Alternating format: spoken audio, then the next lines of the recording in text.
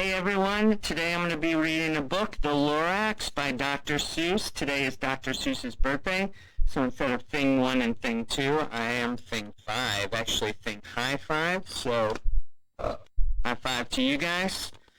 So I'm going to read this out loud. Hopefully you enjoy it. I know many of you know this story, so here we go. At the far end of town where the grickle grass grows, and the wind smells slow and sour when it blows, and no birds ever sing excepting old crows, is the street of the lifted Lorax. And deep in the grickle grass, some people say, if you look deep enough, you can still see today where the Lorax once stood, just as long as it could, before somebody lifted the Lorax away. What was the Lorax, and why was it there, and why was it lifted and taken somewhere from the far end of town where the grickle grass grows?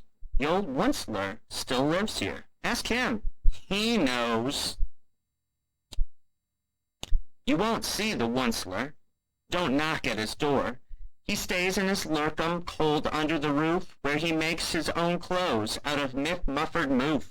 And on special dank midnights in August he peeks out of the shutters, and sometimes he speaks and tells how the Lorax was lifted away. He'll tell you, perhaps, if you're willing to pay.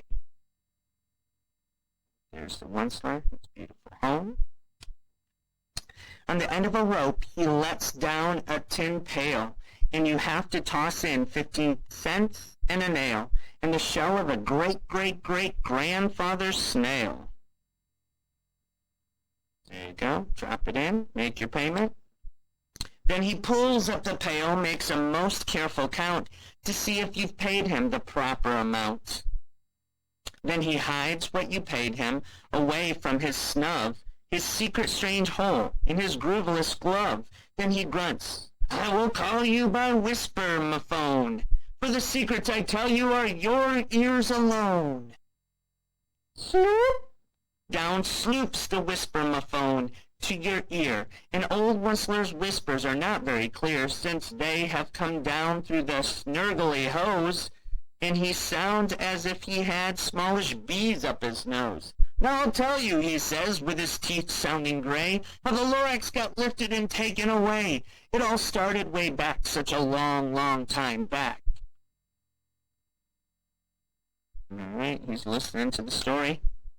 Way back in the days when the grass was still green and the pond was still wet and the clouds were still clean and the song of the swami swans rang out in space, one morning I came to this glorious place and I first saw the trees, the truffula trees, the bright-colored tops of the truffula trees, mile after mile in the fresh morning breeze. Beautiful-looking trees there, truffula trees. And under the trees I saw brown barbaloots frisking about in their barbaloot suits as they played in the shade and ate truffula fruits.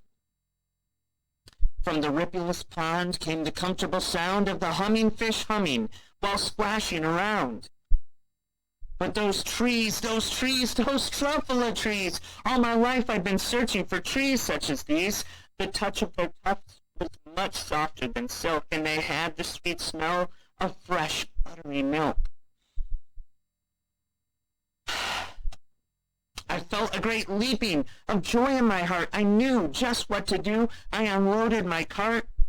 In no time at all, I had built a small shop. Then I chopped down a truffula tree with one chop, and with great skillful skill, and with great speedy speed, I took the soft tuft, and I knitted a sneed. Yes, chopped it down. The instant I'd finished, I heard a gazoop.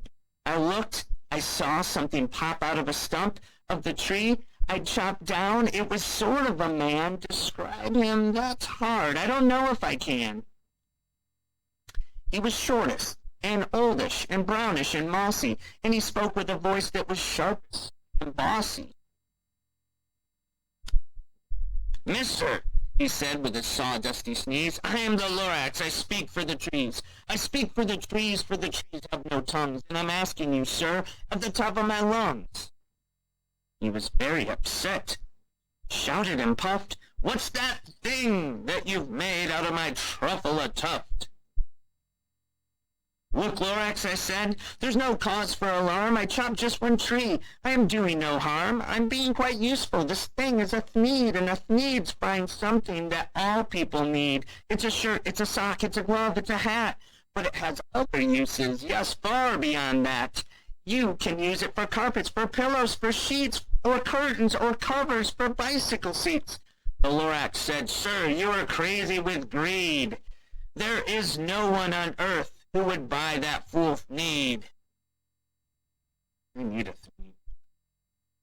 But the very next minute, I proved he was wrong, for just at that minute a chap came along, and he thought that the thneed I had knitted was great. He happily bought it for $3.98. I laughed at the Lorax. You poor stupid guy, you never can tell what some people will buy. I repeat, cried the Lorax, I speak for the trees. I'm busy, I told him. Shut up, if you please. I rushed across the room, and in no time at all built a radio phone, and I put in a quick call. I called all my brothers and uncles and aunts, and I said, listen here, here's a wonderful chance for the whole Onceler family to get mighty rich. Get over here fast, take the road to North Nitch. Turn left at Weehawken, sharp right at South Stitch. And in no time at all, in the factory I built, the whole Onceler family was working full tilt. We were all knitting thneeds, just as busy as beads, to the sound of the chopping of truffle trees. There they go, getting chopped down. Then, oh baby, oh, how my business did grow. Now chopping one tree at a time was too slow. So I quickly invented my super axe hacker, which whacked off 4 truffle trees at one smacker. We were making thneeds 4 times as fast as before, and the Lorax, he didn't show up anymore.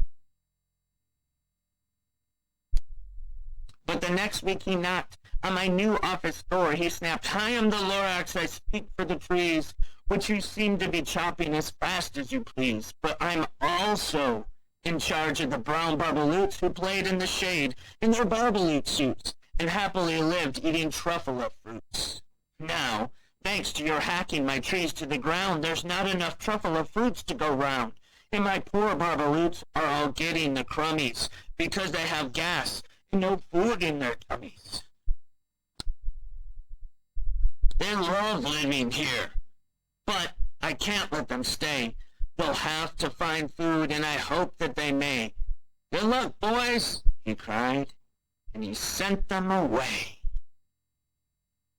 I, the Onceler, felt sad as I watched them all go, but business is business, and business must grow, regardless of crummies and tummies, you know.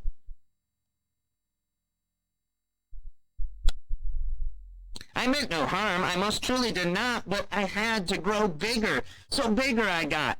I biggered my factory, I biggered my roads, I biggered my baggins, I biggered my loads. Of the thneeds I shipped out, I was shipping them forth to the south, to the east, to the west, to the north.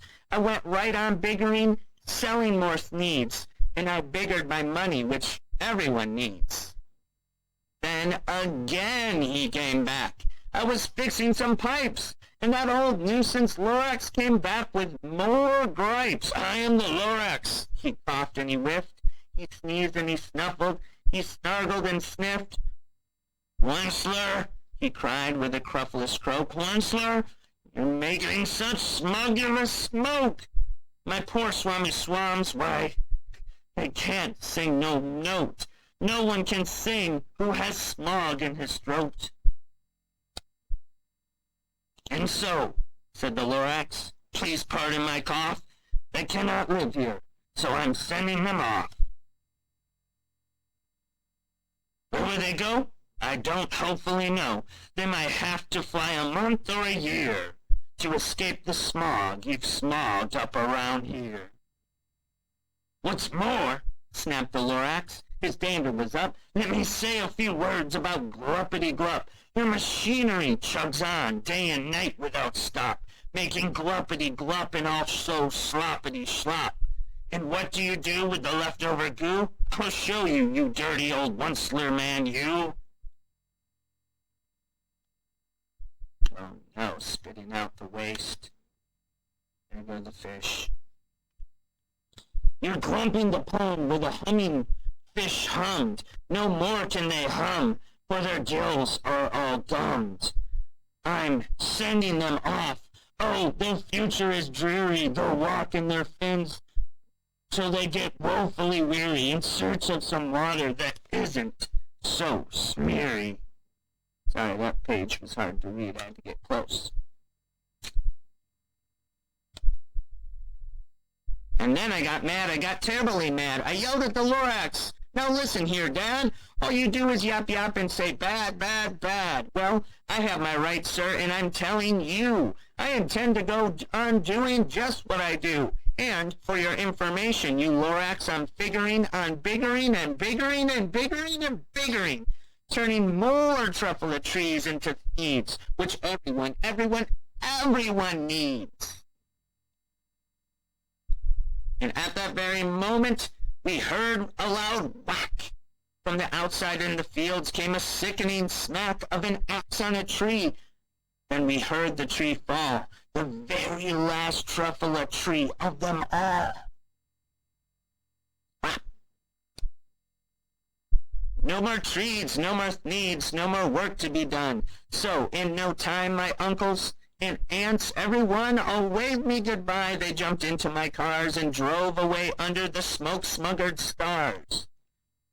Now, all that was left neath the bad-smelling sky was my big empty factory, the Lorax, and I. The Lorax said nothing, just gave me a glance, just gave me a very sad, sad backward glance, as he lifted himself by the seat of his pants. And I'll never forget the grim look on his face when he hoisted himself and took leave of this place through a hole in the smog without leaving a trace.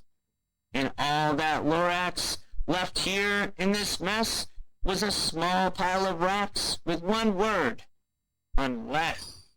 Whatever that meant, well, I just couldn't guess. That was long, long ago, but each day since that day, I've sat here and worried away through the years while my buildings have fallen apart. I've worried about it with all of my heart.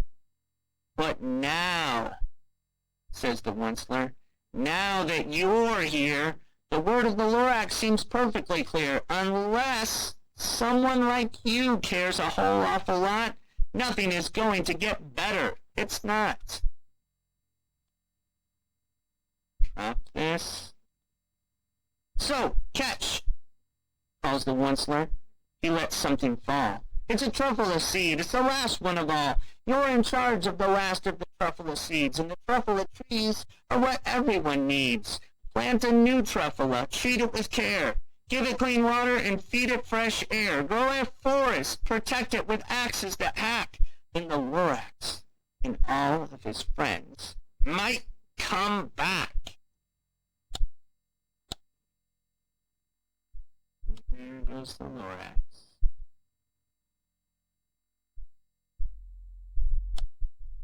Alright, hopefully you enjoyed this book. Enjoy the Dr. Seuss birthday today.